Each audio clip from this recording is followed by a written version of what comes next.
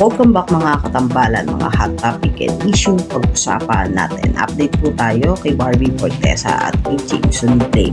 Tapos nga po ang ginanap na GMA Gala 2025. Nakita nga po sina Barbie at Jameson na magkausap at spotted po din ang dalawa na naglalakad nga po doon sa hallway ng Marriott na magkasama at magka-holding hands. Nakikita naman kay Jameson ang pagiging gentleman dahil sa pag-alalay nga kay Barbie habang naglalakad ang mga ito. Samantalang spotted din itong si Jameson at Barbie sa McDonald's na kung saan nga po kumain ang dalawa at matapos nga po doon ay nakita rin na pababa sina Barbie at Jameson ng hagdan ng McDonald's at suot na ni Barbie yung suit nitong si Jameson at talaga namang makikita kay Jameson ang pagiging gentleman at maalaga nga kay Barbie Fortesa.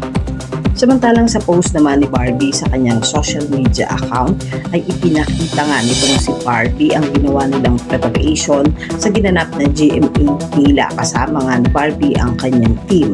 Makikita dito na inaayusan nga itong si Barbie at ipinakita rin yung mga makeup na kung saan ay ginamit nga nitong si Barbie Fortesa. At talaga namang napakaganda at mahal na mga makeup na ginamit nga ni Barbie. Makikita nga dito ang Dior na mga makeup na in-apply nga kay Barbie at kung paano nga ayusan itong si Barbie Fortesa kasama ang kanyang team. At talaga namang pinaghandaan itong si Barbie at ng kanyang team ang ginanap na GMA Gala 2025. Yan po yung mga update natin ngayon kay Barbie at kay Jameson. Yung mga katambalan, ano ang masasabi mo? Comment lang sa comment section at pag-usapan natin. Yan ang mga hot topic and issue dito lamang sa Tambalang G.